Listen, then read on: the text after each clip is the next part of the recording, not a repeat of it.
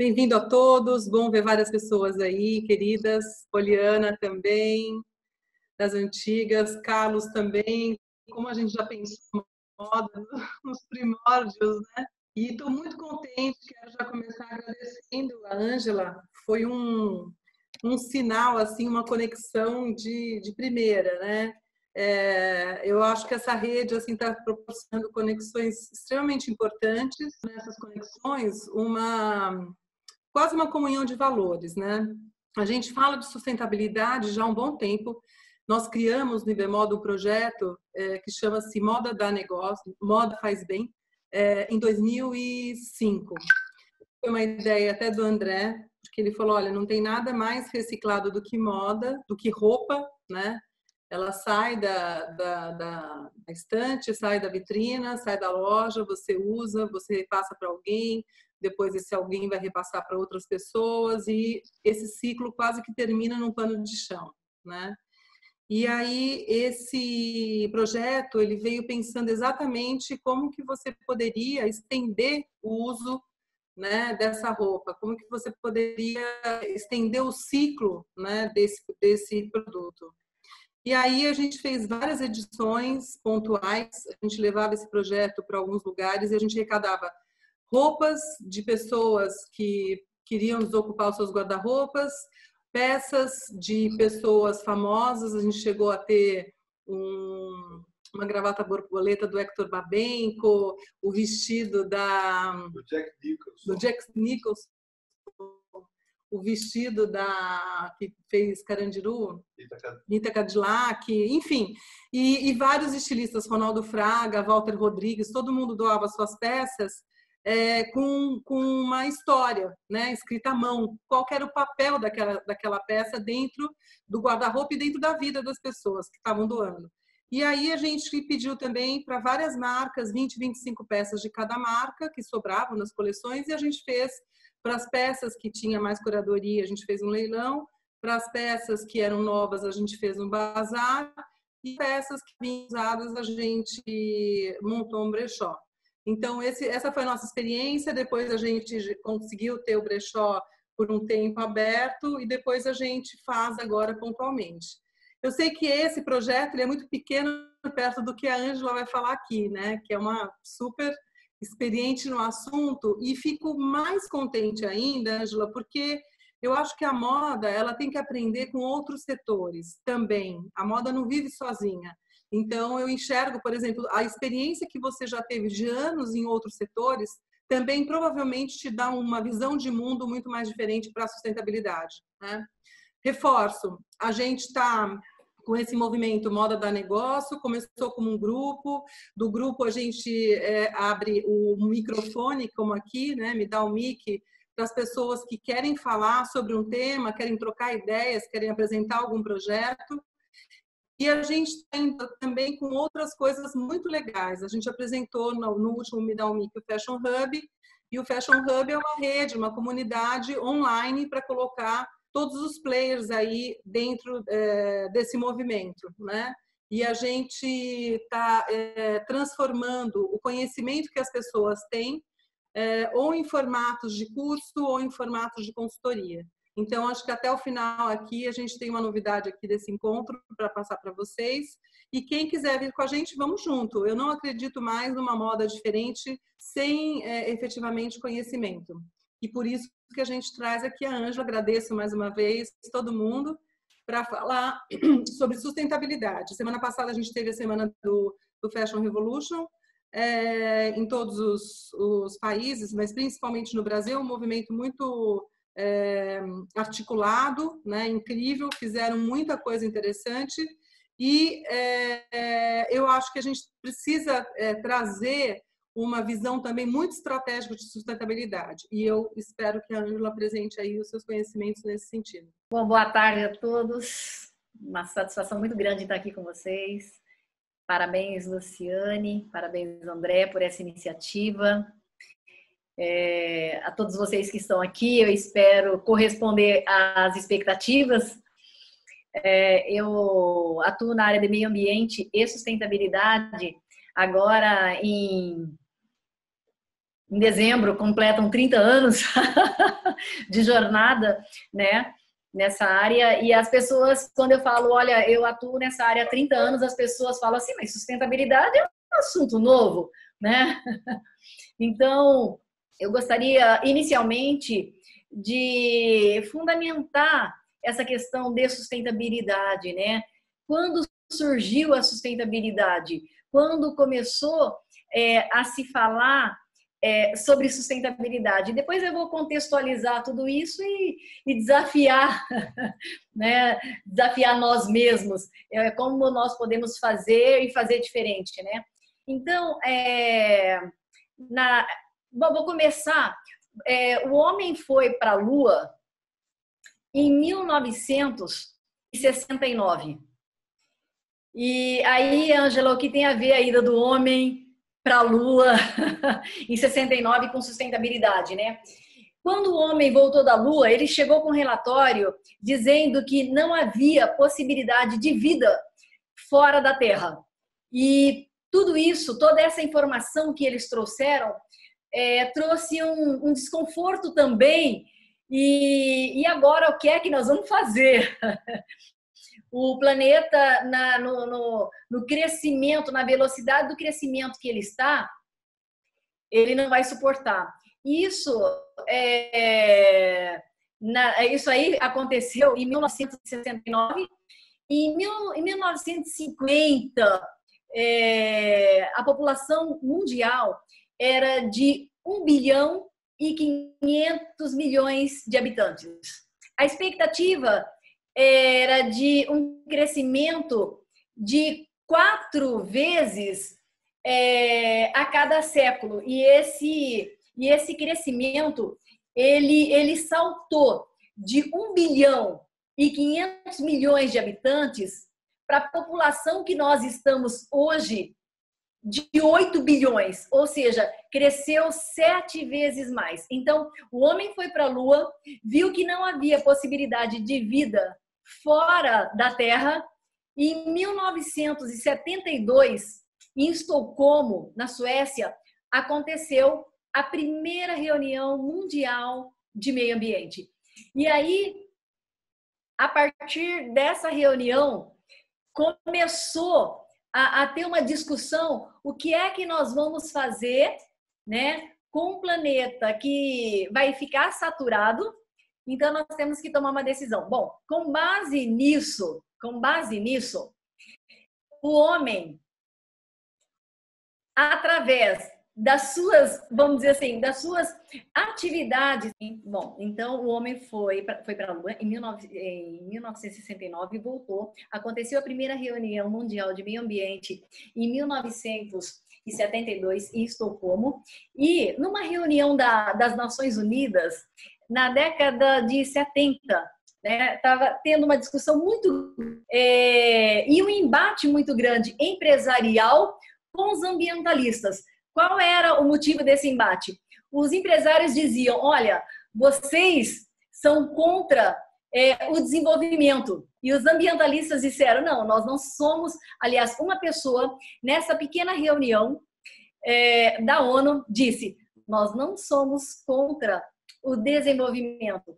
Nós queremos que o desenvolvimento seja sustentável. Então, a primeira vez que foi falada a palavra sustentabilidade, desenvolvimento sustentável, foi publicamente, né, na década de 70, por volta de 1970, antes um pouco ainda dessa reunião mundial de meio ambiente. Então, a partir daí, começou a se discutir um pouco mais as questões de sustentabilidade, mas as discussões que se tinham naquela época, elas eram muito ligadas a pesquisadores, eram muito ligadas a cientistas, elas eram muito ligadas a pesquisadores, só que ela não estava ainda na pauta empresarial. Então, o que aconteceu? A partir da Revolução Industrial, né, teve um boom muito grande e as questões de meio ambiente e de sustentabilidade, elas não foram em toda a história industrial contemplada como ela deveria ser. E hoje, falando em sustentabilidade, e eu vou dizer até em relação a consultorias, a projetos que eu elaboro nas empresas, a visão que se tem de sustentabilidade é de que é meio ambiente, sustentabilidade está ligado a emissões de gás de efeito estufa, está ligado a origem da matéria-prima, está ligada a desmatamento, sustentabilidade está ligada à coleta seletiva e, na verdade, a sustentabilidade ela é muito mais que isso. E eu digo, por experiência, né, quando nós vamos implantar as diretrizes de sustentabilidade numa empresa e nós fazemos entrevistas, a conclusão que nós chegamos, e esse histórico já vem de muito tempo, é de que sustentabilidade realmente está ligado à logística reversa, está ligada a tudo isso que eu comentei e não está ligada em outros capitais.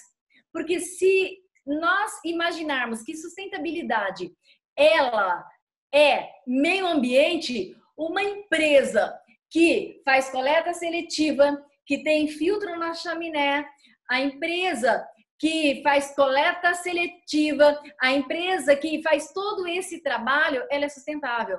E ela não é sustentável. Então, a sustentabilidade, ela precisa ser econômica, ela precisa ser sustentável socialmente, ambientalmente, e existem outros capitais também. Não só o capital financeiro, não só o capital manufaturado, não só o capital de mão de obra, mas existem outros capitais que precisam serem contemplados para que uma empresa seja considerada sustentável. E quais seriam esses outros capitais, além vamos dizer, desse tripé econômico, social e ambiental? Nós temos capital intelectual, nós temos capital de diversidade, nós temos o capital reputacional, nós temos o capital de network. Tudo isso são capitais que uma empresa, para ser considerada sustentável, ela precisa levar em consideração. Então, sustentabilidade vai muito além daquilo que hoje a gente ouve muito se falar. Se perguntar, você já ouviu falar em sustentabilidade? Eu acredito que 100% já ouviu falar. Existem muitas pessoas com a bandeira de sustentabilidade. Eu defendo, eu sou sustentável, eu compro em second hand, né, em brechó, eu faço coleta seletiva, mas sustentabilidade ela é muito mais ampla. A sustentabilidade ela vai muito além disso. Então, voltando à era industrial, o que aconteceu naquele período? Houve um foco muito grande no crescimento da valorização financeira, muito pouco no capital humano, ainda hoje a gente sabe disso, né? Muito pouco no capital humano. Começou-se muito mais a partir do momento que começou a ter uma mídia pulverizada, né? Começou a ter um olhar maior, mais amplo em relação a tudo isso, mas a questão de sustentabilidade ela é fundamental para que uma empresa ela possa ter vida e vida longa, né? Então, sustentabilidade ela é um rol de capitais envolvidos para que uma empresa ela tenha ela tenha perenidade, para que ela seja ou para que ela se torne perene, né? E a sustentabilidade, ela não é algo que você aperta um botão e fala, olha, a minha empresa, a partir de agora, ela vai ser sustentável. A sustentabilidade, ela é um caminho, ela é uma rota, ela é uma jornada.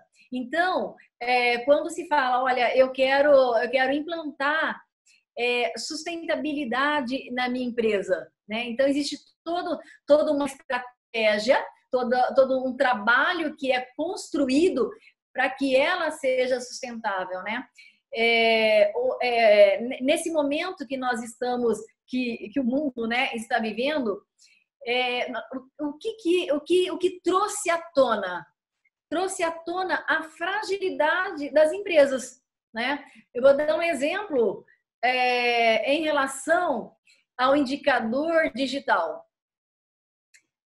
Bill Gates, há 30 anos atrás, ele escreveu um livro, O Caminho do Futuro, e tudo que nós estamos vivendo hoje, e muita coisa que nós ainda não estamos vivendo no mundo digital, na estrada da informação, como ele fala o tempo todo no livro, não foi feito quase nada. Por exemplo, a nível de Brasil, as empresas que estão conseguindo dar vazão aos seus produtos são aquelas que se prepararam, que já vinham construindo o seu marketplace, aquela que já tinha o seu e-commerce, e é uma coisa que não é nova, né? O mundo digital não é uma coisa nova. Sustentabilidade também não é uma coisa nova. Então, com esse indicador e essa fragilidade que hoje a gente pode ver, que a gente está vivendo, está sentindo na pele, em relação ao indicador digital, nós podemos também levar para o indicador socioambiental. O meio ambiente, nós moramos num planeta que tem limite. Não para de nascer, gente. A hora que nasce, o bebê, ele já vira um consumista. E ele também já automaticamente já é um gerador de lixo, né? Ele já começa a gerar na fraldinha, na caquinha, né? Então, o que acontece? Estamos num planeta, esse planeta tem limite e nós precisamos cuidar dele, né? Então, hoje, os empresários das maiores empresas do mundo, eles levantaram a bandeira da sustentabilidade. Como que eles levantaram a bandeira da sustentabilidade? Qual é a iniciativa, né? Nós temos o Pacto Global das Nações Unidas. O Pacto Global, ele tem 17 Objetivos de Desenvolvimento Sustentável, que são os 17 ODS. Essa iniciativa das Nações Unidas é uma iniciativa do Pacto Global, é a maior iniciativa corporativa privada. Então, algumas empresas, né, as maiores empresas do mundo e outras que estão aderindo, né, ao Pacto Global, consegue ter ali uma plataforma onde ele consegue estruturar toda a sua estratégia, a sua gestão de negócio. E o empresário, até na década de 70, a discussão era: os ambientalistas são contra o desenvolvimento, né? E hoje quem também está com a bandeira da sustentabilidade são os empresários. Por quê? Porque eles identificaram que o modelo de negócio que existe hoje, e isso é fundamentado em grandes pesquisas, em estudos, que é insustentável. Então, as empresas, elas precisam se adaptar a esse novo mundo. Essa pandemia, o que ela trouxe em pauta agora? Exatamente essas fragilidades que precisam serem reavaliadas, rediscutidas e definidas. Nós precisamos fazer alguma coisa. Nós precisamos... qual que é o meio de nós fazermos, né? Se nós temos empresários nesse momento aqui nos ouvindo, no caso me ouvindo, né? Justamente começar a trazer isso aí para a pauta da empresa. Eu vou dar um exemplo da seriedade dessas questões e eu vou levar um pouco agora para a questão de meio ambiente, até porque a questão econômica não é a nossa pauta, né? Nós não estamos aqui para falar de economia especificamente, nem somente da questão social, mas também, especialmente, da questão ambiental, né? Uma grande empresa brasileira, eles investiram mais de 20 milhões numa indústria. E quando eles foram tirar a licença ambiental na Secretaria de Meio Ambiente, a Secretaria de Meio Ambiente autorizou 1/3 da expectativa de produção deles. Qual foi o motivo? Não tem água. Se não tem água, como que aquela empresa ela vai conseguir e para onde ela vai destinar aquele efluente, aquela água usada da sua indústria, né? Então a pergunta é, vai investir? Tem água. Quais são os critérios socioambientais? Então, essa questão de sustentabilidade, trazer na pauta da discussão é muito importante. Eu vou dar um outro exemplo. E esse exemplo eu vivi na pele. Em 2007, foi feito um relatório, e depois vocês podem entrar no Google e pegar esse relatório, um relatório chamado A Farra do Boi na Amazônia. Foi muito, muito complicado isso. O que aconteceu? Bom, o Greenpeace fez um relatório, era uma denúncia, parou todo o mercado de proteína animal do Brasil, Timberland, Nike, Walmart, Pão de Açúcar, McDonald's, Adidas, todas as empresas pararam de comprar. Fechou o mercado global, travou o mercado global. Por quê? Porque havia uma denúncia, as empresas elas não estavam adotando questões muito importantes, fundamentais para a sobrevivência do negócio dela. O BNDES é gestor de um fundo, que é o Fundo Amazônia. As empresas estavam sob risco de pagamento antecipado de dívida, porque o banco também não poderia perder o seu recurso, o fundo do qual ele era gestor, porque ele tinha condicionantes para manter aquele fundo. Um deles era não... Só um minuto. Desculpa. Um deles era não investir em empresas que causam impactos ambientais, desmatamentos, terras embargadas pelo IBAMA, lista chamada lista suja, né, que é lista análoga ao trabalho escravo. Então, isso foi um problema muito grande. E as empresas, elas não estavam atentas a tudo isso. Então, é muito importante as empresas, elas estarem atentas a toda a sua cadeia, a tudo aquilo que envolve o negócio. A imagem e a reputação de uma empresa é um capital muito importante. Hoje, todo mundo está ligado na internet, seja no WhatsApp, seja no Instagram, seja no Facebook, seja no Zoom. Todos estão conectados.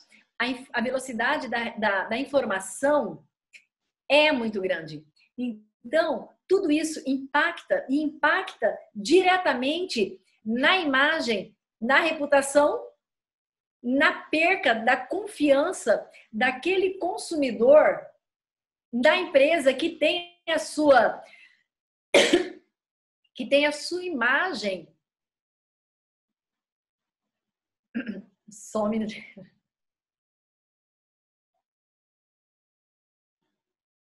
Que tem a sua imagem comprometida com essas questões de sustentabilidade social, ambiental. Então, tudo isso deve ser contemplado no negócio de uma forma globalizada, isso dentro de uma gestão. Então, se uma empresa ela não é sustentável, ela é insustentável a curto, a médio ou a longo prazo. Então, tudo isso que nós estamos vendo e vivendo, e as empresas que estão mais preparadas, elas são mais resilientes, elas vão conseguir, com muita dificuldade, atravessar esse período do qual nós estamos passando. André e Luciane, o que vocês acham de abrir um pouquinho para ter um pouco de discussão? Porque aí depois eu dou continuidade. O que vocês acham? Acho ótimo. Tá. Ângela, você tem muito conhecimento, eu queria saber o seguinte, por que essa primeira reunião que teve mundial aconteceu em Estocolmo, por exemplo, e hoje a gente tem também um dos grandes movimentos da moda, né, de moda sustentável, de congressos, essas coisas todas acontecem ali pela região também, Copenhague e tudo mais. Não, por exemplo.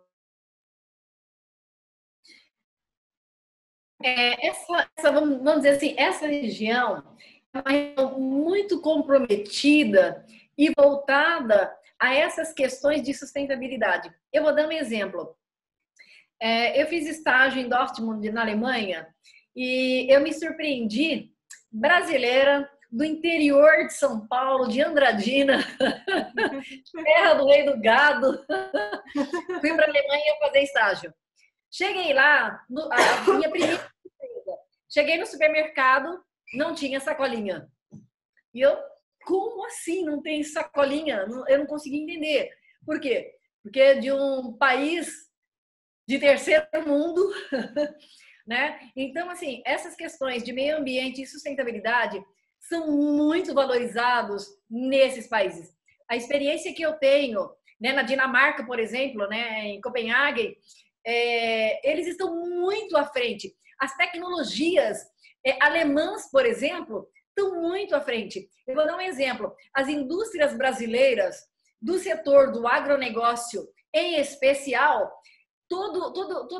tudo que diz respeito a equipamentos, na sua maioria, até 10 anos atrás, vinham tudo da Europa, da Alemanha, da Noruega, da Irlanda.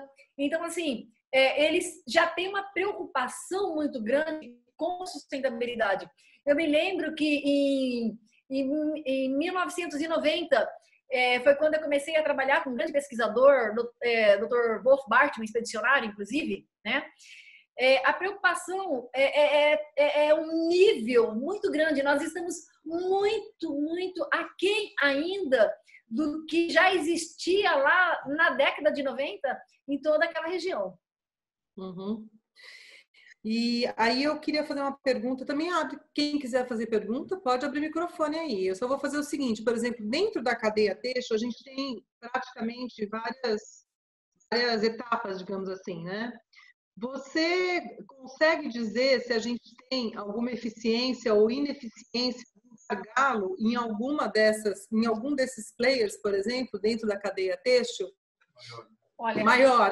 Na realidade, a moda é a que mais, eu acho que é a que mais polui, né? Em primeiro lugar, não sei, no processo de fabricação. Não sei se é em primeiro ou em segundo, ou que mais gera resíduos, enfim.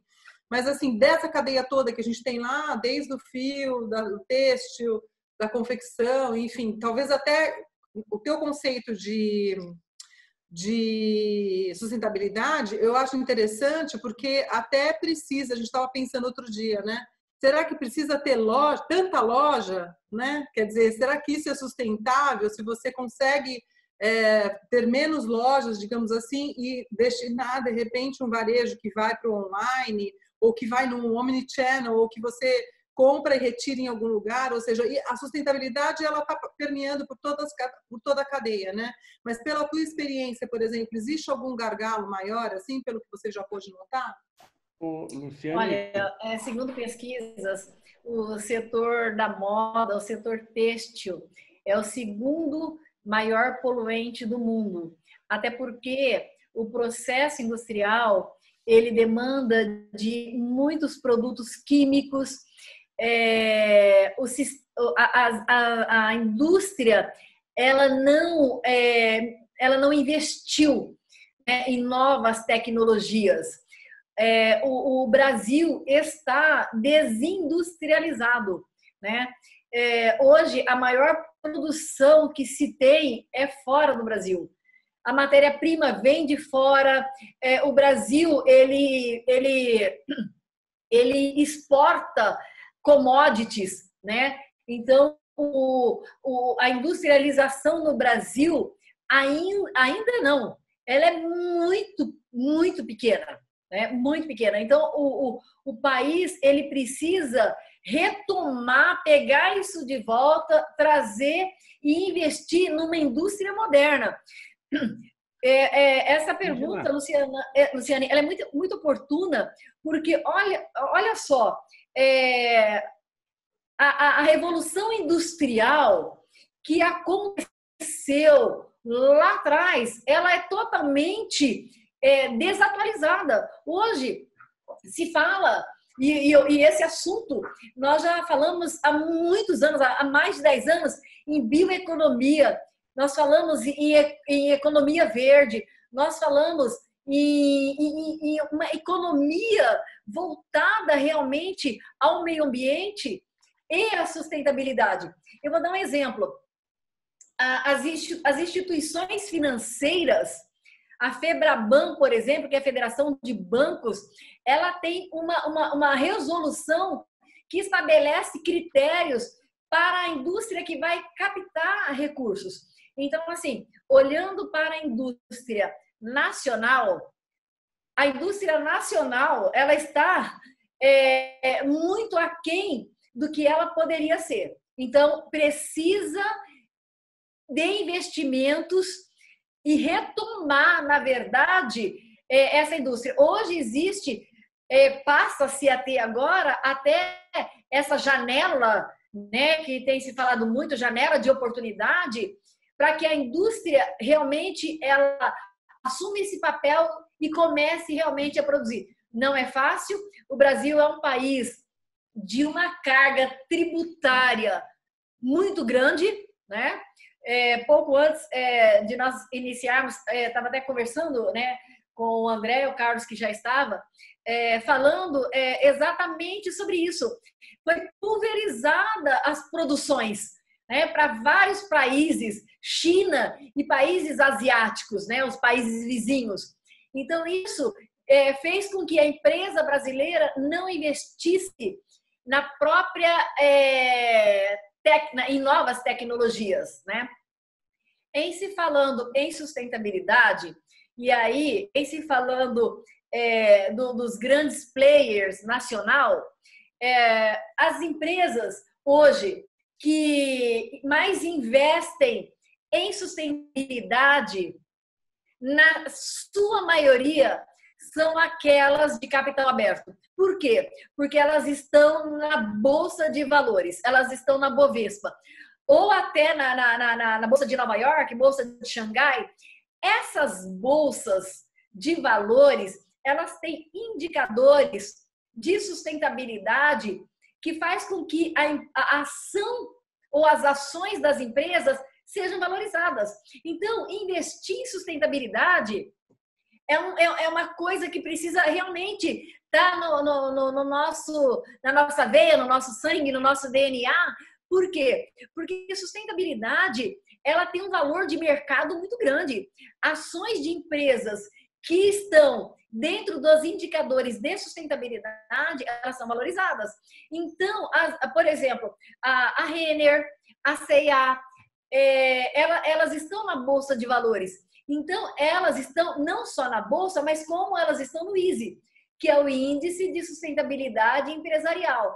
Assim como tem outras também que estão na Bovespa, que, portanto, não estão dentro dessa plataforma de sustentabilidade. Sustentabilidade tem muito valor de mercado.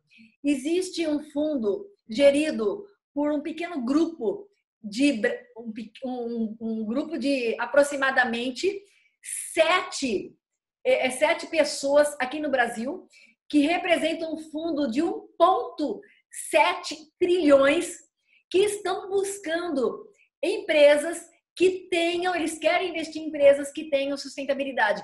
Então, existe um radar, existe interesse em se investir em sustentabilidade. Outra questão de sustentabilidade. Uma empresa, e agora vai acontecer muito, ou já está acontecendo, uma empresa, quando ela vai captar recurso, ela vai buscar um financiamento. Ela é avaliada. Existe um valor de juro para aquela empresa, de seguro para aquela empresa, proporcional à segurança que ela oferece. Então, por exemplo, tem empresas que, se elas conseguem demonstrar a sua sustentabilidade a médio e longo prazo, ela consegue ter ela consegue ter um prazo maior. E ela consegue ter um juro menor. Por quê? Porque ela gera confiança. Confiança gera recurso, né? Então, tudo isso é importante. Investir em sustentabilidade é algo de muito valor. E eu vou dar um exemplo de franquias, por exemplo. Nós sabemos que está tendo muitas demissões. E aqueles que estão sendo demitidos, grandes executivos, pessoas que tiveram em algum cargo durante muitos anos. Puxa, eu tenho um dinheiro, eu quero abrir uma franquia. Esse investidor, né, esse pequeno, médio investidor que quer abrir uma franquia, ele precisa olhar para esses requisitos. A empresa, ela investe em sustentabilidade? Quais são os critérios dela? Ela tem multa ambiental? Ela tem licença ambiental? Ela tem certificação que assegura aquilo que ela diz que faz, né? Então, existe tudo isso. Então, investir na indústria brasileira é fundamental. Investir em sustentabilidade é algo de muito valor no mercado, inclusive no mercado financeiro. Existe, por exemplo, um laboratório dentro da FEBRABAN, que é a Federação de Bancos, né? Justamente é um laboratório de sustentabilidade. As empresas, elas estão sendo avaliadas. Elas adotem ou não critério, elas estão sendo avaliadas. Legal, muito bom. Ô, Ângela.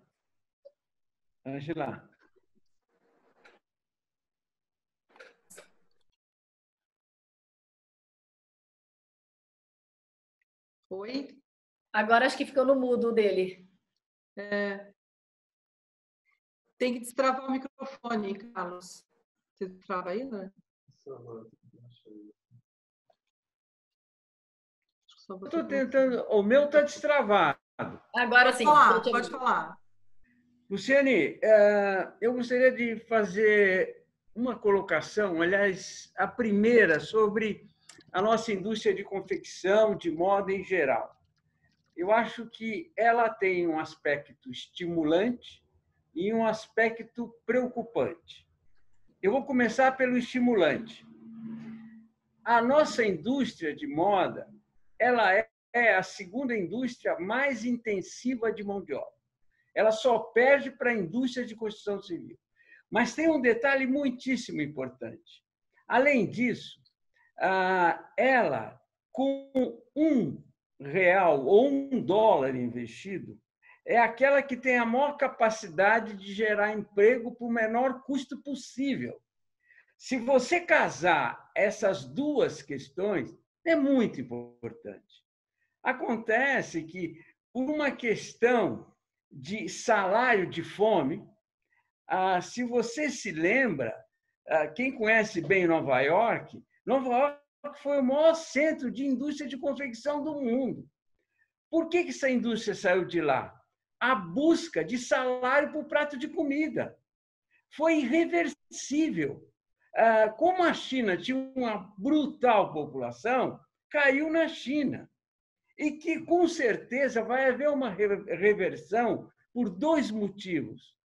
O primeiro motivo é o seguinte: nunca se investiu na montagem da roupa como se investiu na indústria automobilística, por um motivo óbvio: o custo de cada produto.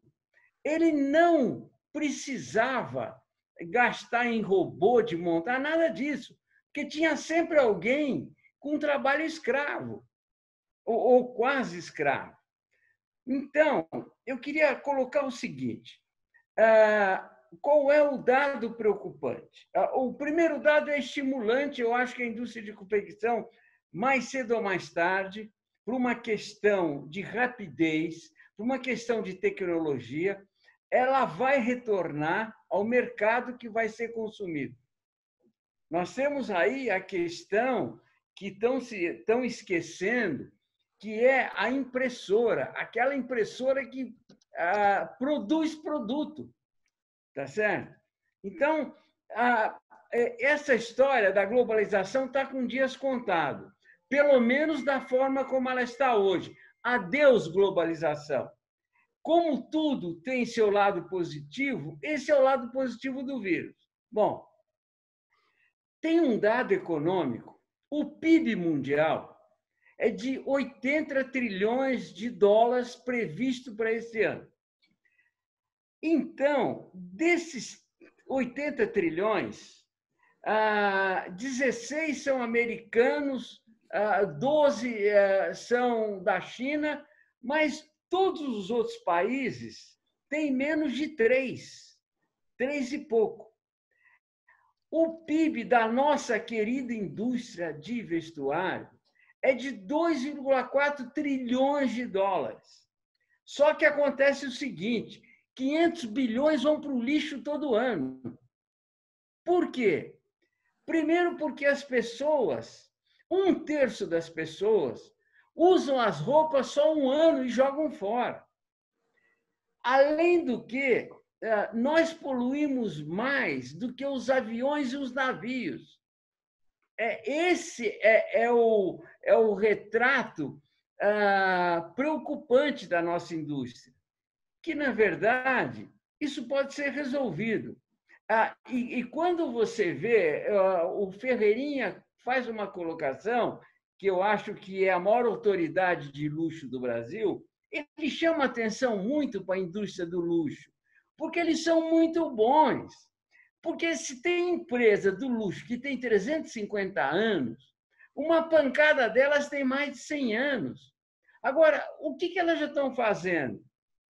Já estão abrindo departamentos de roupa usada. O nosso querido brechó vai ter que voltar. Não dá mais para tirar no lixo. Então, eu sou um entusiasta da nossa indústria.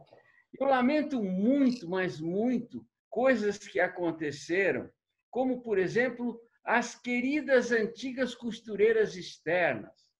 A nossa periferia de São Paulo, por exemplo, ela era absolutamente recheada de favelas que costuravam. Então, você tinha uma pessoa que, para cuidar do pai, ela precisava só ter uma máquina de costura, porque as confecções retiravam as mercadorias. Outras tinham 10, 12 máquinas de costura. Sabe por que acabou isso? Não foi só por causa da China, porque tiveram que legalizar. Tinha que legalizar? Tinha. Mas legalizou, acabou. Como empregada doméstica. Acabou a empregada doméstica. Legalizou, não tem mais. Tá? Então, mas esse é um outro aspecto. Na verdade, a minha maneira de enxergar é o seguinte: a moda é uma coisa que ela é uma solução. Primeiro porque não vou falar nem do aspecto comportamental, né? Eu acho que a moda é a essência da forma de comunicação. Você se comunica primeiro pela roupa. E ela é uma indústria essencial. Ela precisa apenas agora ser mais bem administrada. Então, era isso, tá bom? Carlos, em relação, muito bom. Em relação ao que você falou do setor automobilístico, né? O setor automobilístico, ele recicla 95% de tudo que ele produz. O setor da moda, 5%. 5%. 5%. E os números da moda são números, assim, exorbitantes, né? Existe uma pesquisa de que em 2019 foram produzidas 80 bilhões de peças de roupa. Ou seja, mais de uma roupa, aliás, quase 10,5 peças de roupa por pessoa no planeta. Isso desconsiderando algumas costureiras, como o Carlos colocou, que são os informais, né? Mas foram 80 bilhões de peças de roupas. E outra coisa, desses 80 bilhões, como o Carlos colocou, 1/3 joga fora. Só que no meio ambiente não existe o jogar fora, é jogar para algum lugar. Tem um estudo que diz que a Inglaterra joga um caminhão de resíduo têxtil e de roupa usada por segundo. Eu acredito que esse número deva ser global, mas um caminhão por segundo é muito descarte. E o problema é que o descarte, outro número interessante é que 95% das roupas produzidas são de matéria-prima sintética. Demora 100, 200 anos, quem sabe mais, para se decompor na natureza. Então, isso é um problema muito sério. Existe um impacto ambiental muito grande. Existem estudos que dizem que a crise ambiental é maior que a crise econômica e a crise política.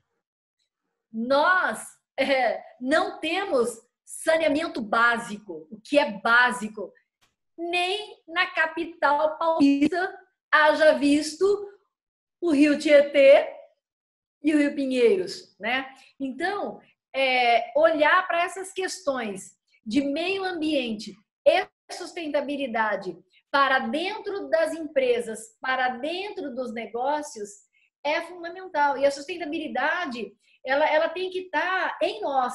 É um comportamento que tem que ser no nosso dia a dia, na nossa rotina, e nós nós disseminarmos isso aonde nós formos. Seja na empresa, seja no lazer, seja onde for, nós levarmos essas questões de sustentabilidade. Outra coisa, em relação à indústria, o desperdício é muito grande. Eu vou dar um exemplo também de resíduo têxtil, de sobra, de retalhos, só na capital, em São Paulo, na região do Brás e Bom Retiro. São 20, né, até então, antes dessa situação toda de pandemia, 20 toneladas por dia. Então, nós estamos falando de um volume altamente significativo, de um setor altamente rentável, como o Carlos colocou em números, né? Altamente rentável. Então, o setor ele precisa realmente inserir na sua estratégia de negócio as questões de sustentabilidade. Eu vou dar um exemplo, sem citar nomes, obviamente, de empresas das quais eu prestei e algumas presto consultoria, restos de tecidos produtos fora de linha, ficam estocados, mofando, estragando por anos a fio, né? Então, é começar a olhar tudo isso e como formadores de opinião, como que nós podemos dar uma vida nova para isso. Foi aquilo que a Luciane colocou logo no começo, muito pertinentemente, que é justamente você pôr para circular. É fazer realmente a economia circular.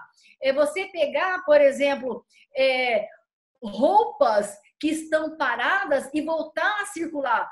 Porque a partir do momento que nós tomarmos essa consciência e deixar esse consumismo desenfreado de que eu preciso ter e provocar que as pessoas também precisam ter, nós precisamos rever esse modelo de negócio. Porque esse modelo de negócio, ele não é sustentável. Já existem sinais disso, porque quando nós olhamos hoje, eu vejo empresários grandes que eu sigo nas redes sociais, que estão desesperados porque a cadeia, a ponta está quebrando. Ué, não foi sustentável.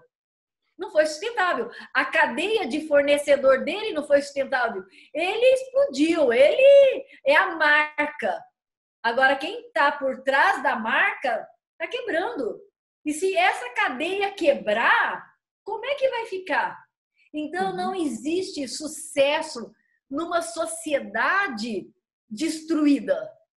Então, tudo isso nós precisamos olhar, tudo isso nós precisamos contemplar e nós precisamos rever também tudo isso. E levar essa informação para o maior número possível de pessoas. A pergunta é o que é que nós podemos fazer? Entrando já nessa pergunta, o que é que nós podemos fazer, que eu acho que já está até chegando, vamos dizer, nos finalmente. Não, eu acho que a gente tem um tempinho ainda, um pouco, mas para nós tem. Eu fico com uma dúvida assim, que me assola muito, que é a seguinte. Eu vejo, né? A gente trata aqui, eu não sei nem se é uma forma mais correta, mas olha sustentabilidade ambiental, econômica, social, e a gente coloca todas aquelas outras coisas que você falou, uma caixinha, e se não fica tanta coisa assim, olha e fala, meu Deus do céu, eu não vou conseguir fazer nada. Então, vamos deixar esses três pilares, né? Mas quando a gente vê a pequena empresa, a pequena confecção, que é essa que o retiro, joga aqui 100 quilos, 200 quilos para fora da empresa do dia. Mas assim, quando a gente pensa no equilíbrio entre essa questão ambiental, mas a questão social e a questão econômica, é que eu não consigo fechar essa conta. Porque quando você olha e fala, tudo bem, eu chego com uma roupa, produzo, sustentável, etc. Tem economia de escala, né? O Carlos falou, achei interessantíssimo. A pessoa hoje prefere ser loja de salário mínimo, ser conselheiro e ganhadores. Mas eu acho que é uma questão dos tempos, né? Então, a costura fica lá, uma hora, toca uma sirene, toma o café, faz o top, né? E corre para a máquina para mais 1h30 de jornada. Então, é muito desgastante. Por outro lado, a costureira de casa, aquela que ia na sua casa, costurava, cobrava ali uma diária. Quer dizer, hoje quando você vai ver o processo de produção, você ter uma peça bem produzida e tudo isso, o custo também não fecha. Então, eu fico muito agoniado porque a gente vê isso. Quer dizer, como você falou, a gente tem 3 pilares fundamentais para os outros, sustentabilidade, e a gente para no primeiro, que é o ambiental. Então, eu acho que assim, essa é a primeira pergunta que eu até tenho. A gente fala, você estava falando, não, tem os outros, mas esses primeiros são muito difíceis de administrar. Sejam cortes, sejam descartes, seja lavagem, seja até mesmo, como a Luciane falou, a gente tem uma visão de que uma loja de varejo ela é altamente insustentável, né? Um varejo é insustentável. Por quê? Porque você transportou a peça, guardou a peça, ar-condicionado, funcionários, água, luz, etc. Shopping center. Então, eu fico assim agoniado de olhar e falar, tá, mas como é que a gente faz para fechar essa conta? Para eu produzir uma calça jeans com uma certa qualidade, com um certo design, está sendo vendida lá na ponta por uma Zara, por uma Inditex da vida, H&M, etc., por $25 ou 25 euros, né? Como é que eu faço para conseguir chegar nesse ponto? Então, eu, durante alguns momentos da sua fala, eu não consegui entender tudo. Eu não estou ouvindo, está ouvindo? Angela. Ah, tá. Tá me ouvindo? Estou. Tá me ouvindo? Ah, tá. Então, em alguns momentos da sua fala, eu também não ouvi. Eu não sei se aconteceu com todos. Ô, Angela. Angela. Vocês estão me ouvindo? Está me ouvindo, Angela? Sim. Tá? Sim. André, posso tentar? Eu acho que aqui nós temos duas coisas. Eu acho que a primeira, o Brasil tem um sistema tributário absolutamente ao contrário. Nós estamos tributando o consumo e não o capital. Sim. Isso aqui é básico. Quer dizer, quem tem capital não é tributado de uma forma correta. Agora, quem gasta o salário para se alimentar e se vestir, ele paga imposto sobre tudo que ele compra para se alimentar e que ele compra para se vestir. Agora, o capitalista, ele paga uma parcela ínfima. Agora, você soma isso à monstruosidade que o Brasil chegou de um emprego público ser muito melhor remunerado do que o emprego privado. Isso é um assinte, porque o emprego privado não tem garantia, o público tem. Você tem salário, primeiro salário de mundo privado de R$25 mil. Isso não existe em lugar nenhum do mundo. Certo? E só queria completar, estou com o teletor, Carlos, queria colocar aqui os valores de lucro dos nossos bancos, né? Dos 4, 5 primeiros bancos, que é Santander, Banco do Brasil, Itaú e Bradesco, né? E aí a gente pergunta assim, o que é que está todo mundo bonitinho, humano, né? Aí você vai lá na tua conta, fala com a tua gerente qual que são as menores taxas que eles vão dar para você que é pequeno empresário. Você, isso eu não tenho nada em mãos para poder te falar. E continua se pagando taxas enormes para fazer uma transferência, para fazer várias coisas, né? Mas nesses momentos, de repente, surgem modelos novos como o Nubank. Então, eu vejo que, assim, às vezes a gente tem dificuldade de respostas, né? Mas eu queria escutar você falar ou a Ângela falar. Só falar uma coisinha, só para complementar. Deixa eu só fazer um parênteses aqui. Tem o fã-clube da Ângela, de Porto Velho. Tem a Vitória, tem a Manuela, tem um monte de gente aqui. Eu vou bater palminhas aqui. Bater palminhas, tá vendo? Gente, sim, o microfone aberto. A gente está gerando uma certa entusiasmo, né? Que eu acho que está ótimo. Mas quem vai falar agora? Não, se eu puder, eu só queria, assim, acho que o que o Carlos Magno falou é perfeitamente, né? Realmente a gente vive num regime explorador, né? Em que o governo explora, em vez de ele servir a população serve ao governo. Mas, assim, esse quadro que eu pintei, ele é um quadro mais ou menos que a nível mundial, né? Então, por exemplo, o pequeno, o novo e tudo isso, ele tem muito pouca possibilidade de concorrer com essas grandes, que quando você olha, talvez hoje, assim, tudo bem, pelo volume delas e pela operação toda, sejam menos sustentáveis. Eles conseguem economizar tecido, cortar o melhor possível, porque está muito próximo, né? Com softwares poderosíssimos e tudo isso.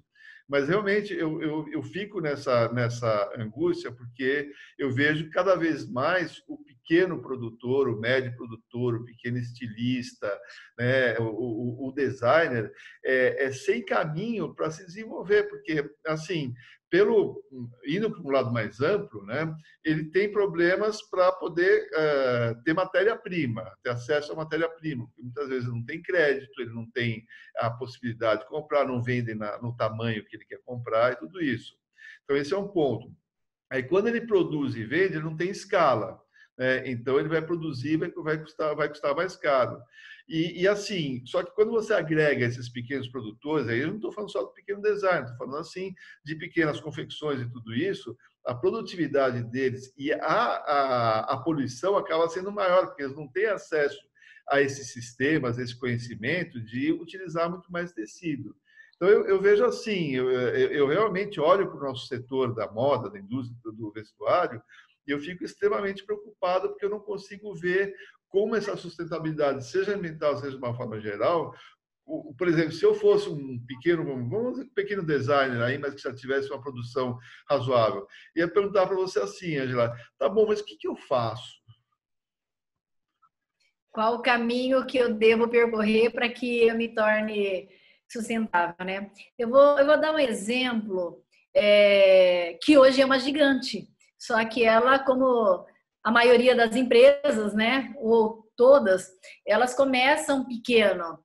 A Natura, ela começou e eles não começaram com produtos de origem como eles têm hoje, da Amazônia, por exemplo, matéria-prima orgânica, sustentável, né, valorizando o pessoal de Rondônia, onde nós temos uma base do Instituto, né, e no Pará, que estão nos ouvindo.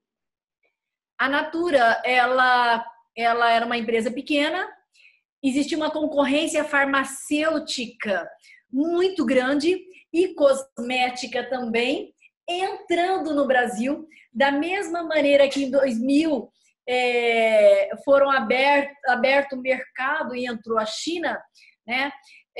A Natura também passou por isso.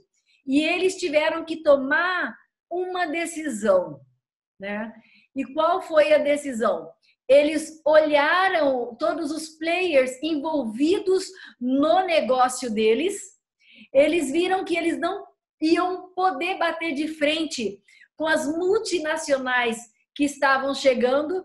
Eles fizeram uma análise do seu negócio e entraram pelo caminho, pela rota da sustentabilidade.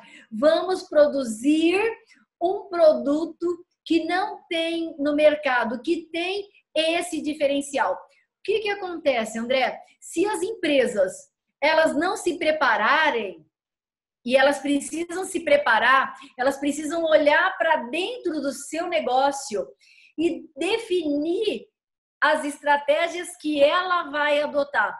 Qual é o diferencial que ela tem? Eu vou dar um exemplo de disruptura que aconteceu, né? O táxi e o Uber. Os taxistas, eles não inovaram, não mudaram. Eles se mantiveram sentados no modelo convencional. Veio os aplicativos, né?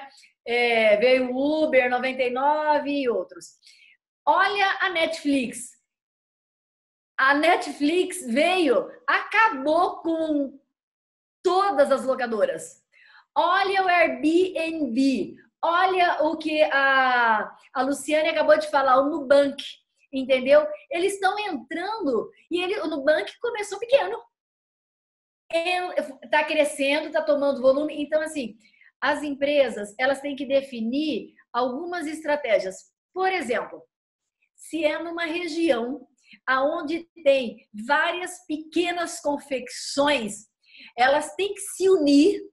Elas precisam se unir em formato de cooperativa, em formato de associação, definir um modelo de negócio para que ela se fortaleça, ela tenha volume, ela tenha preço e algum diferencial para que ela possa entrar no mercado ou se manter, já que ela existe, no mercado.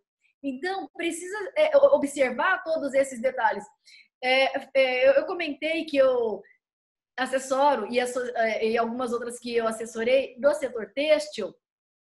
Existem volumes muito grandes nas empresas que estão parados. Então, existem volumes de resíduos que são reutilizáveis e reaproveitáveis e que não é feito esse trabalho. Eu vou dar um exemplo, então, voltando lá para o Bom Retiro. 20 toneladas por dia. Olha a quantidade de presídios que nós temos, presídios, vamos dizer, presídios penitenciários femininas. Algumas marcas, por exemplo,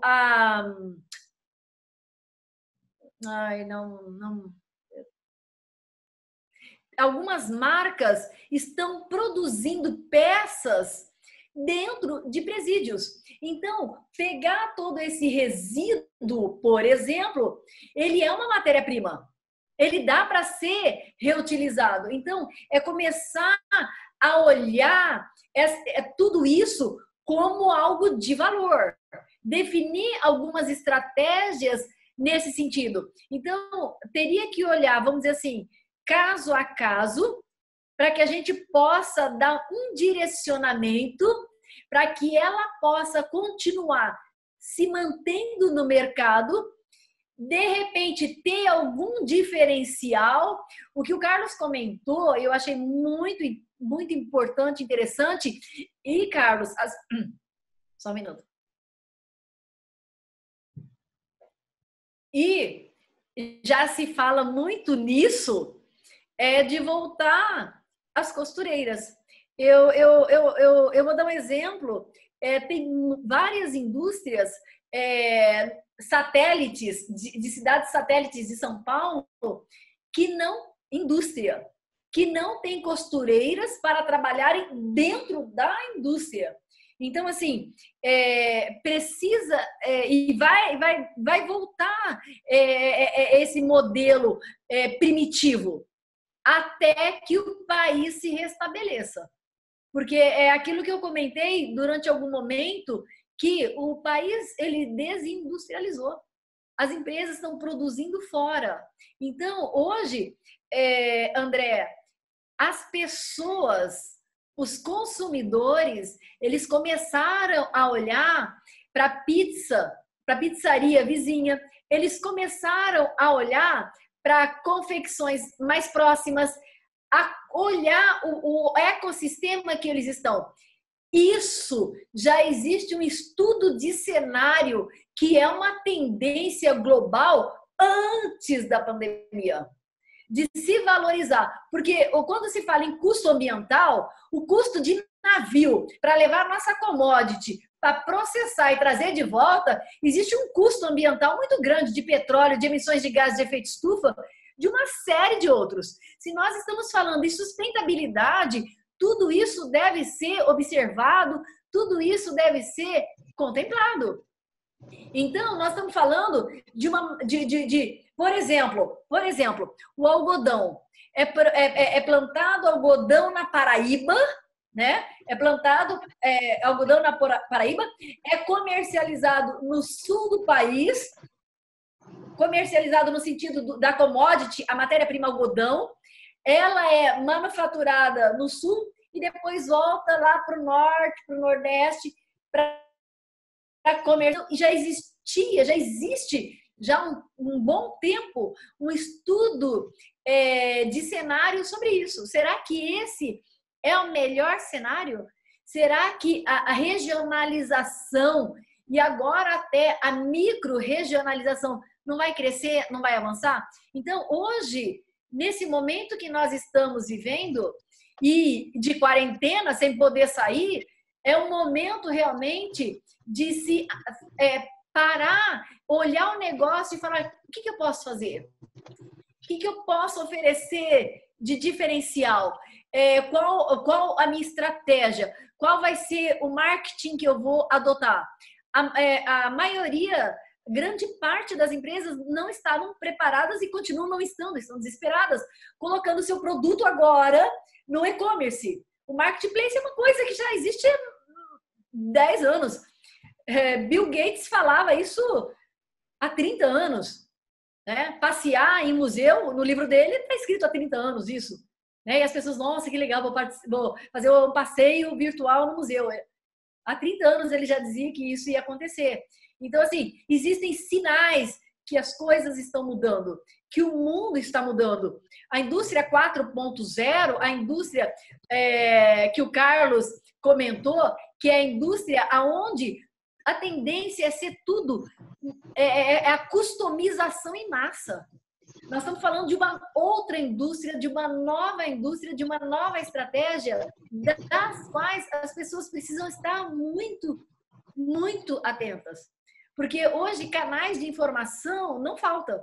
Informação tem. Então, assim, realmente precisa ser feito esse trabalho de diagnóstico. Quando se vai numa consulta médica, né? O médico, por natureza e por ética profissional, ele não pode olhar para o paciente e prescrever. Ele precisa fazer um diagnóstico. Quais são os seus sintomas? Aonde está doendo? É uma fratura? É uma dor? Então, assim, a primeira etapa é fazer um diagnóstico. Com o diagnóstico em mão, você consegue fazer o quê? Um prognóstico. A estratégia é essa e essa. O que uma empresa precisa, todas as empresas precisam, eu vou dar um exemplo para comprovar essa tese. Na casa de cada um tem uma política. Ó, a política aqui em casa é essa. Se você sujou, você lava. Reciclável é um lugar de reciclável. Cada um tem sua política. A empresa também precisa ter uma política. Qual que é a política dela? Essa é a base dela, a política dela. Com essa política definida e estabelecida, quais são as diretrizes, né? As diretrizes, o que eu posso fazer de imediato? De imediato, o que eu posso fazer de imediato? A curto prazo, a médio prazo e a longo prazo. Ela tem que olhar lá para frente, lá para ela ser perene, porque senão ela vai ter vida curta. E tem muitas ações que são imediatas, que dá para ser feito agora. O que o consumidor está precisando? O que eu posso fazer? O que o meu negócio pode fazer agora? Uma grande mobilização que a gente viu e eu achei muito, muito bacana. Todas as pequenas confecções, todas produzindo máscara. Então, assim, é o momento da máscara, vamos fazer máscara. É o momento de fazer, então, assim, é isso que precisa saber. Quais são as necessidades de cada empresa, de cada negócio, definir isso e, a partir daí, começar a trabalhar, né? Uma coisa que a gente tem visto tá tendo, e a gente está acompanhando tudo isso, um volume muito grande de demissões, né? Agora, como que a gente pode olhar para o negócio? Eu vejo isso muito claro. Por exemplo, todos nós estamos em home office. E e as empresas estão olhando hoje, será que eu preciso de um escritório desse tamanho? Né? Então, é olhar para o próprio negócio, definir a melhor estratégia que se enquadra no modelo de negócio, a exemplo que eu comentei da Natura. A hora que ela ficou frente a frente com as multinacionais, e agora, o que eu vou fazer? Ela redirecionou o negócio dela. Então, é a criatividade. E nós, brasileiros, nós somos muito criativos, né? E levar toda essa criatividade nossa para a nossa estratégia de negócio. É fazer plano de guerra, é plano diário. Não é chegar no fim de um trimestre, de um bimestre, de um trimestre, de um semestre, de um ano e rever as suas metas. Nós temos que ter meta diária, plano de guerra diário. Qual que é a minha meta hoje? Né? E chegou no final da tarde, pegar aquela meta, rever aquela meta e dizer assim, qual é a minha meta amanhã? E trabalhar em cima disso. É plano de guerra. Nós estamos, como vários empresários, políticos disseram, nós estamos passando por um momento difícil, né? Talvez até pior que a Segunda Guerra Mundial. Sim, então estamos em guerra. É a guerra da sobrevivência e nós vamos ter que usar toda a nossa criatividade, toda a nossa estratégia, todo o nosso network, essa iniciativa mesmo, né, do Instituto Brasileiro de Moda é fantástico. Por quê? Porque estão trazendo pessoas, profissionais, empresários, tem acadêmicos nos ouvindo, né, de vários estados, inclusive, e então, assim, realmente precisa ser reinventado, precisa de uma reinvenção do negócio dentro de uma base de inovação, né? Não adianta voltar, por exemplo, entrou o Netflix, eu vou fazer uma locadora diferente. Não adianta. Não adianta ter um negócio convencional num mercado que já não é mais convencional. O mercado mudou, as empresas mudaram. Nós estamos falando em bioeconomia, nós estamos falando em economia verde, nós estamos falando em... Andou. O que essa pandemia trouxe é justamente... ela é um acelerador. Ela antecipou o que já deveria ter acontecido e está acontecendo. Não aconteceu, não estava acontecendo. E eu já venho falando desde o começo do ano passado. Tudo mudou. Só falta materializar. Tudo mudou. A indústria mudou. Os agentes financeiros eles já mudaram, eles já estão no outro nível. Nós não estamos mais naquela era industrial. Aquela era industrial, ela já não existe mais. Aí até complementa, André, aquilo que eu comentei anteriormente, né? A indústria, ela passou. Agora nós estamos em outro momento. É o momento da criatividade, é o momento da inovação, é o momento de revermos e refazermos de maneira estratégica e inovadora. E são nesses momentos, né? Tem até um livro escrito, até tem esse livro que chama Oportunidades Disfarçadas. Quem não conhece, eu recomendo, é um livro muito bom, simples, né? Dá o exemplo da Avon, dá o exemplo da Natura, né? Dá o exemplo do banco imobiliário, dá vários exemplos de empresas que surgiram na crise e que estão surgindo, né? O TikTok, por exemplo, passou o Facebook, está passando aí o YouTube e são novos bilionários aí que não existiam, né? Existe um estudo que as crianças que estão no ensino médio, quando elas chegarem na fase universitária, as profissões que elas vão estar pleiteando ainda não existem.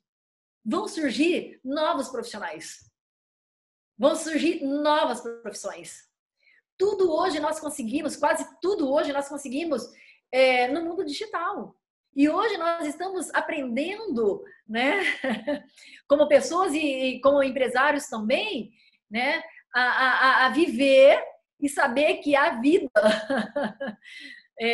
através desse mundo digital. Uma vida altamente ativa, né? E quem se preparou está se beneficiando, claro. Raquel.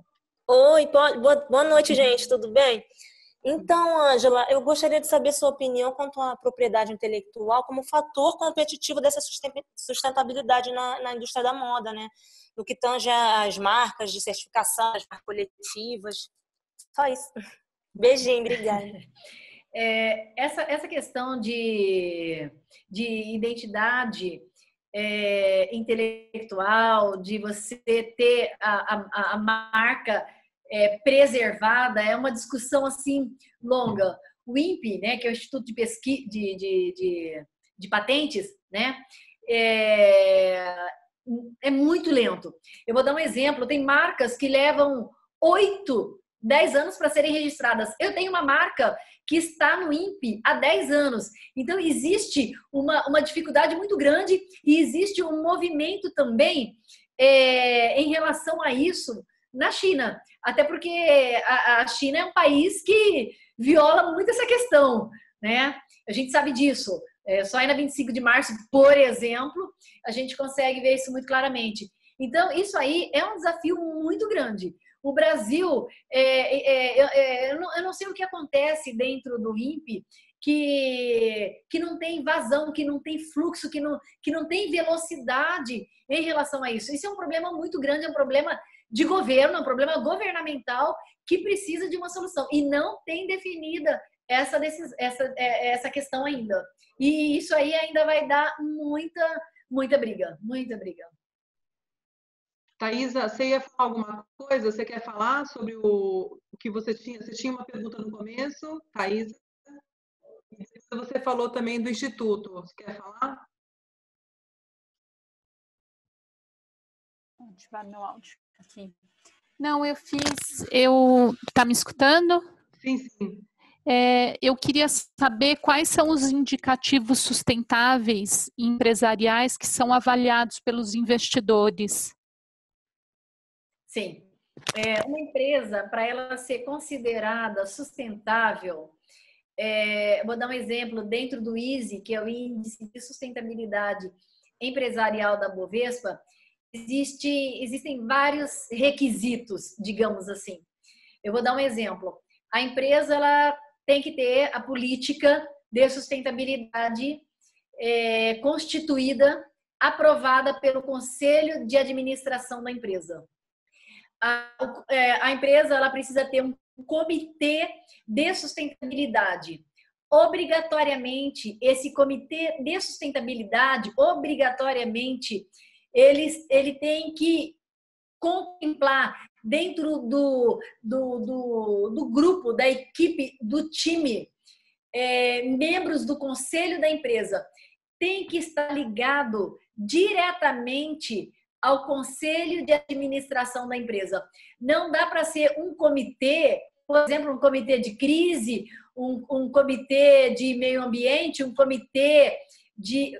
Não, ele tem que ser um comitê ligado ao conselho de administração. E aí vem uma série de requisitos, uma série, então, de indicadores sociais, ambientais, econômicos, que tem que ser contemplado. Vou dar um exemplo. Diversidade. Dentro da equipe de alta gestão da empresa, né, a liderança, os executivos, né, o CEO, o CFO, ou seja, qual for tem que ter um número proporcional de profissionais que tem ali, de mulheres, de negros. Então, tem uma série de requisitos de diversidade que são exigidos, né? E o que eu acho muito bacana, porque dá muita oportunidade para muitas pessoas que têm uma qualificação fantástica e realmente precisa, né?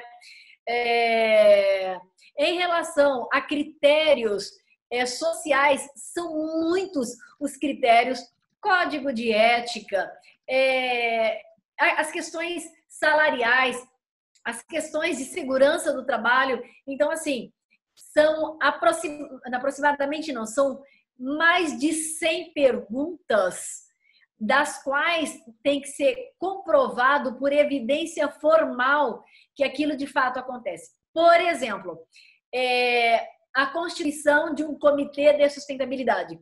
Eu participei, aliás, eu criei numa multinacional um comitê de sustentabilidade. Se vocês colocarem Angela Garcia, BNDES, Bovespa, vocês vão ver lá, vai entrar direto na pauta dessa empresa, da qual eu criei, junto com o presidente da empresa, o comitê de sustentabilidade. Por que eu disse isso para vocês?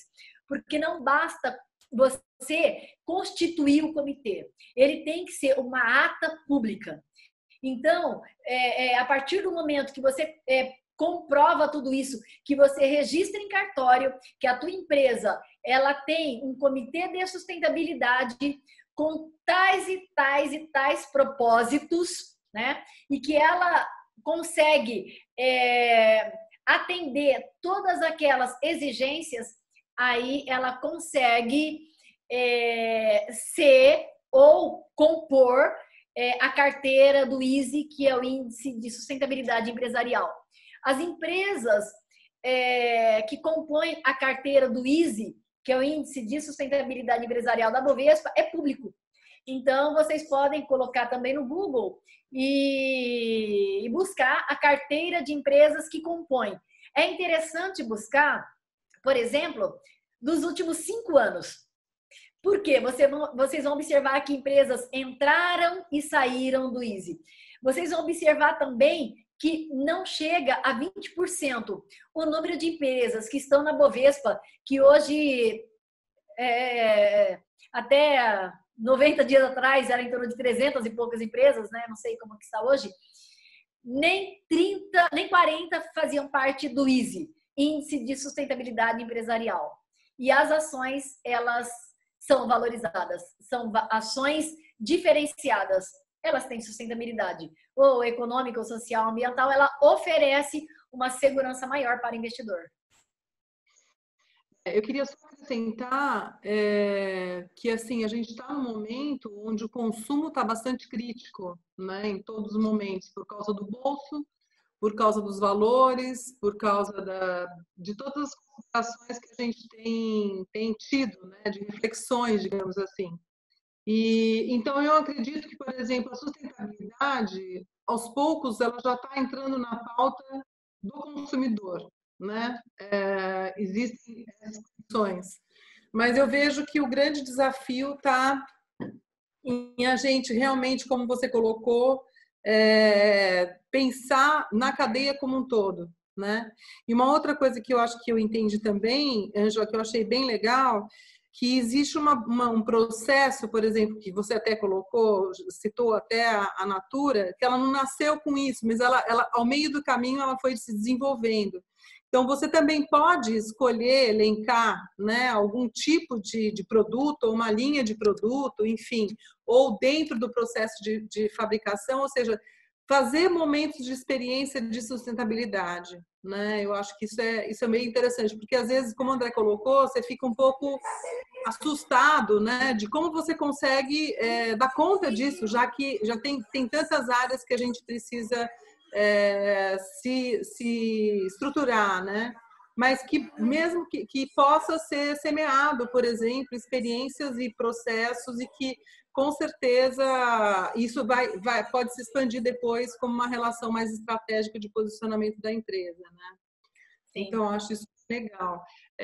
Tem um pessoal bastante legal aqui, que está aqui todo no chat, quem quiser entrar no chat, o pessoal lá de Porto Velho, tem uma, acho que falou que faz um material bem legal desenvolvemos um modelo de negócio acessível a qualquer pessoa que precise trabalhar, a Vera, e ela falou que ela é estudante de engenharia de produção e está reaproveitando latas distintas para desenvolver uma mini loja sustentável. Então, assim, se a gente tem toda essa criatividade que é muito característico, né, do brasileiro, inclusive porque a gente nasceu tendo que ser criativo para poder sobreviver, digamos assim, olha quanta coisa a gente consegue colocar, né, e ter uma mudança, de fato, no que a gente pode fazer. Você vai falar alguma coisa?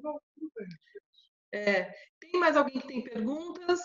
Eu acho que é importante a gente também falar, eu sou da área da publicidade, então eu puxo um pouco sardinha, né?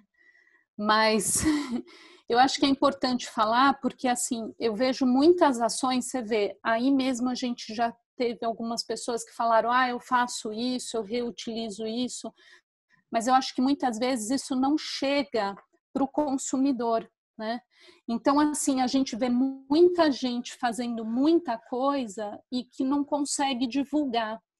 Eu lembro de uma ação que eu participei em 1992, foi um dos meus primeiros trabalhos como designer, que eu fiz com o Ziraldo, o cartunista. Ele desenhou e eu fiz a arte, que era uma campanha que foi um super sucesso, mas que me impressionou e impressionou muitas pessoas, que era assim, só jogue no mar o que o peixe pode comer.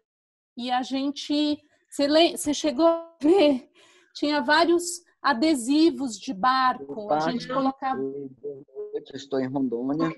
Minha tia contou, não fui eu que vi. Nessa época eu não conseguia ver ainda. Então, a gente fez... Só para a gente não abrir o baú. Um abraço para a Ângela. E um comentário sobre a gente fez vários... utilização dos materiais sintéticos. Acho que tem alguém... A gente fez vários adesivos de barco e fizemos posters, né? E esses posters falavam assim, o pneu demora 400 anos para se degradar, o não sei o que demora... Então, tudo que a gente joga, vários itens, assim, eram uns 6 itens, eu acho, que se joga no mar e que não tem noção do quanto aquilo vai impactar, né? Então, eu acho que é importante a gente falar de toda essa cadeia produtiva, mas eu acho que essa cadeia produtiva sustentável, mas eu acho que a gente também tem que incentivar as pessoas a saberem sobre isso. Eu acho que poucas pessoas, o consumidor final, né, ele não sabe, que muitos não sabem, como a Ângela falou, tal coisa demora tanto tempo na natureza, né? Então, as pessoas ficaram super impactadas na época porque não faziam ideia de que um pedaço de vidro não se decompõe.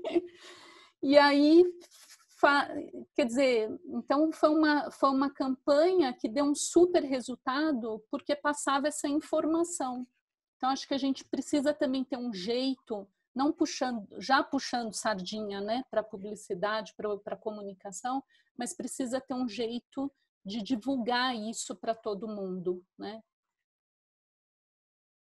E se falando de divulgação, e Thaisa, isso aconteceu no estado de São Paulo, né?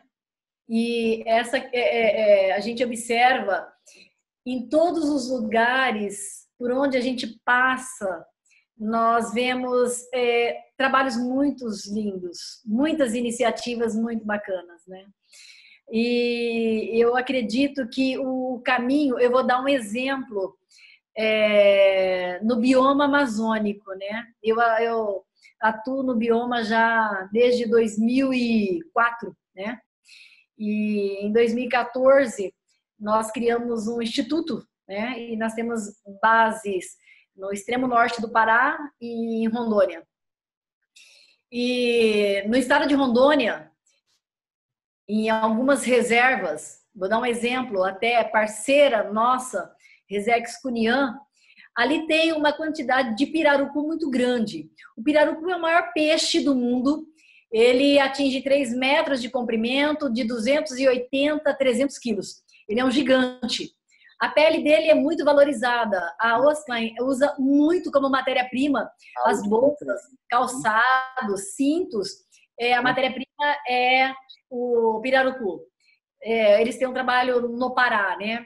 E onde nós temos esse pirarucu no estado de Rondônia. Na outra região do extremo norte, lá já é uma região mais oceânica, não tem muito pirarucu naquela região. Então, existe uma demanda muito grande.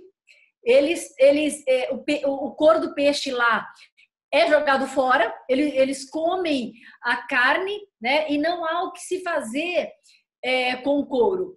Por quê? Porque eles também têm essa dificuldade. Então, assim, você imagina se no estado de São Paulo, Rio de Janeiro, no Sudeste, Centro-Oeste, já existe essa dificuldade.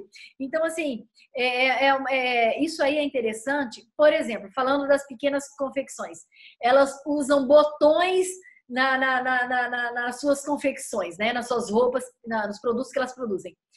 Fazer botão de madeira com a madeira que vem, o botão que vem lá daquela região. Então, o botão da camisa, da calça, do short, seja lá o que for, é de madeira da Amazônia. Então, é um pequeno diferencial, mas já é um diferencial, né? Então, assim, é olhar para tudo isso e identificar nichos e oportunidades, né? E qual é a estratégia de se conseguir resolver e aglutinando isso? Realmente através de associações, né? Através de cooperativas, para que elas possam se unir. Eu vou dar um exemplo, um exemplo aqui do estado de São Paulo, né? Tem uma cidade vizinha aqui de São Paulo que é uma cidade muito artesanal. Ali tem muito artesanato, acha muito artesanato. Então, a cidade se focou nisso. Ela é voltada ao artesanato. Então, quando as pessoas em São Paulo querem comprar artesanato, querem comprar antiguidades, sempre vão para essa cidade vizinha, né? Então, criando essa identificação, essa marca, essa micro-região, né? Para que ela possa se fortalecer e passar a ser explorada. Vou dar um exemplo também. Acho que muita gente já ouviu falar do queijo da Serra da Canastra, que é de Minas Gerais. Quando trabalhei com o pesquisador alemão, ele vinha para o Brasil a cada 3 meses. E nós fazíamos um trabalho que nós fizemos de 90 a 93, no Parque Nacional da Serra da Canastra. E ali tem muitas pequenas famílias, mas pequenas. Na época, para vocês terem uma ideia, em 90 eles não tinham energia elétrica, portanto não tinha televisão, não tinha geladeira, não tinha nada disso. Hoje o queijo da canastra está disseminado em tudo quanto é lugar. O que eles fizeram? Montaram a associação. Vamos montar a associação, vamos nos juntar. Ali o queijo é diferenciado, eles têm a palavra mágica, diferencial. Ali o gado come capim gordura, que gera um leite de excelente qualidade. Conclusão, um queijo diferenciado. Então, qual é o diferencial? O que pode ser feito que pode gerar, vamos dizer assim, uma marca, né? Eu acho que tem eu estou vendo aqui na tela, Marcos Sussarana, não sei se está querendo perguntar ou falar alguma coisa. Ele tinha falado alguma coisa, mas não sei se ele estava falando no chat ou se ele estava falando ou se ele estava na paralela. Ah.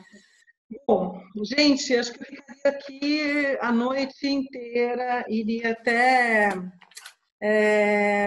madrugada, né? Um assunto tão sedutor, com pessoas tão interessantes e com pessoas tão conhecedoras.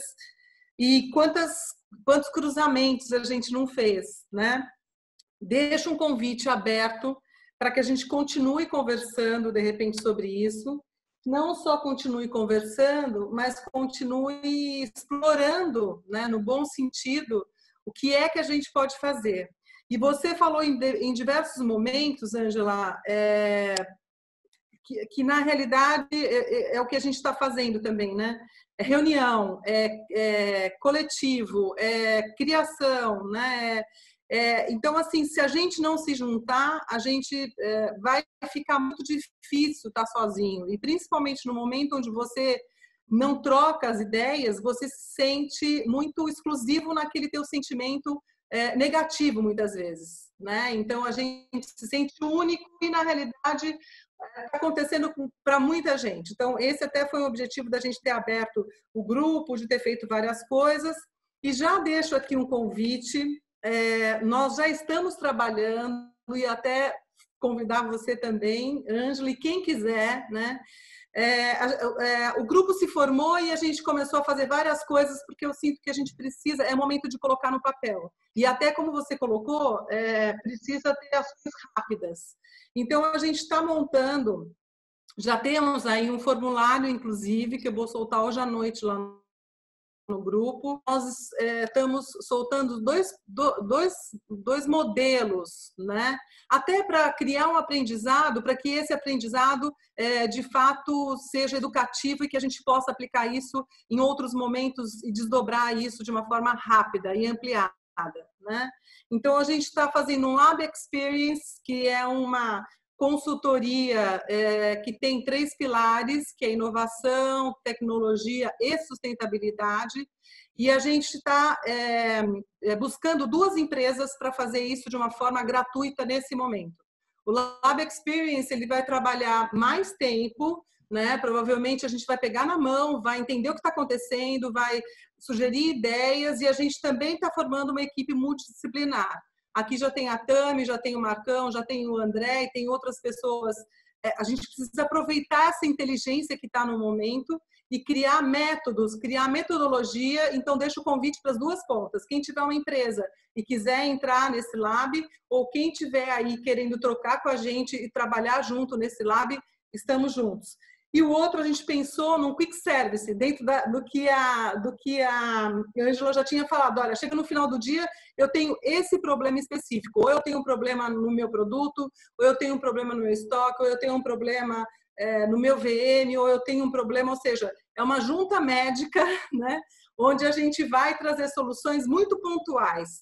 Talvez essas soluções possam ou não ser tão sustentáveis, mas é uma solução para trazer um conforto, digamos assim, que a gente está precisando. Então, já estou deixando esses 2 convites para as 2 pontas, para quem quiser fazer parte dessa equipe multidisciplinar e para quem quiser, de repente, entrar com sugestão da empresa e tudo mais. Não vejo saída se a gente não trabalhar quase em todas as pontas. A Thaisa falou aí, né, da questão de informar e educar, né, Thaisa? Eu acho que o consumidor, porque a gente tem diferenças no Brasil muito grande, né? Eu estou em Portugal, morando em Portugal, mas aonde eu moro, em São Paulo, é do lado do shopping Iguatemi, perto de, enfim, um bairro interessante, nobre, digamos assim, mas eu não consigo reciclar meu lixo todo dia. Quer dizer, eu reciclo meu lixo e eu guardo vários sacos, porque ou eu levo numa estação do Pão de Açúcar, ou eu tenho que ficar esperando o lixo reciclado, o caminhão de lixo reciclado que só passa no sábado de manhã. Então, assim, são coisas tão diversas que a gente não consegue saber, né? Às vezes, construir uma política. E eu acho que a educação vem muito por aí. E eu acho que a gente tem que fazer isso de forma coletiva. Eu acho que tem tantos polos legais, tem tantas ideias, tem tantos polos que são super interessados, né? E que também não têm acesso a essas informações sobre sustentabilidade, porque são menores, são pequenos e não têm esse acesso. Então, continuamos aí nessa conversa, né? O André acho que vai fazer um encerramento, mas eu acho que tem muitas veias para se, né, capilarizar aí com essa proposta da sustentabilidade nessa visão mais estratégica. Agradeço, assim, Ângela, muito. Não sei se o André quer falar, se quer já falar em chat. Eu só tenho a agradecer, né? Eu acho que é legal essas conversas que a gente tem falado cada vez mais, né? E a gente tem falado e ouvido, então eu acho que esse formato que a gente tem colocado, sem aquela ansiedade de pressa, de vamos lá, ó, você tem 10 minutos, mas eu acho que assim, é essa conversa mais profunda, né? Então, acho super legal, eu agradeço a todo mundo que participou.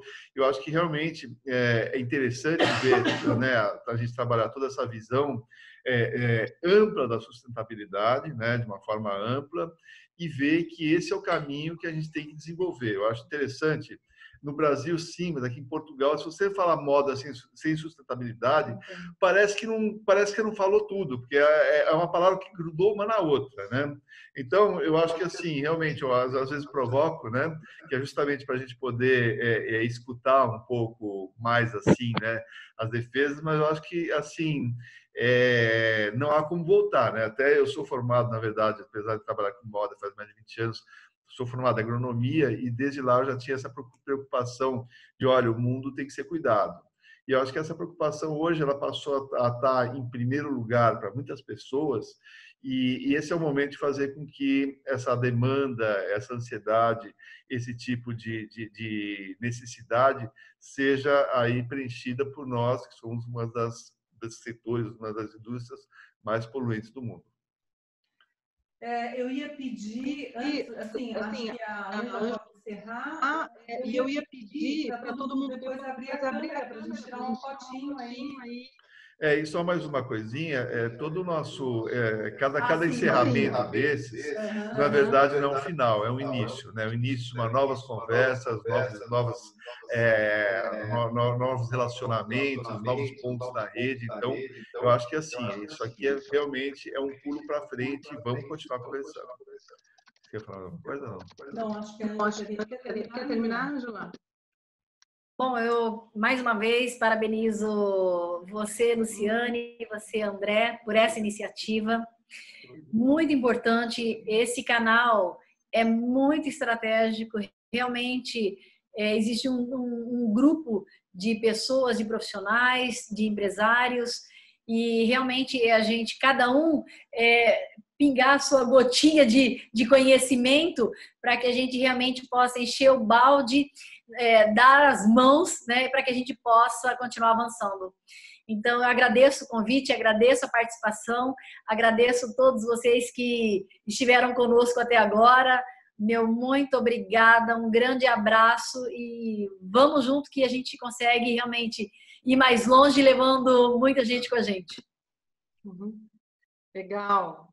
Ok, gente, olha, quarta-feira tem mais, no mesmo bate-local, Zoom, e na quarta-feira a gente vai falar com a Marina Caduoca, que foi 7 anos gerente de marketing da Leves, e está, acho que, 2 anos na Tome, e o tema é marcas globais com tempero local. Então, também vai trazer...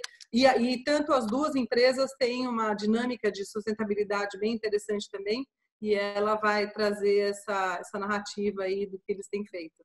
Ok? Obrigada! Boa noite, obrigada. Beijos! Beijos! Até mais! Tchau, tchau!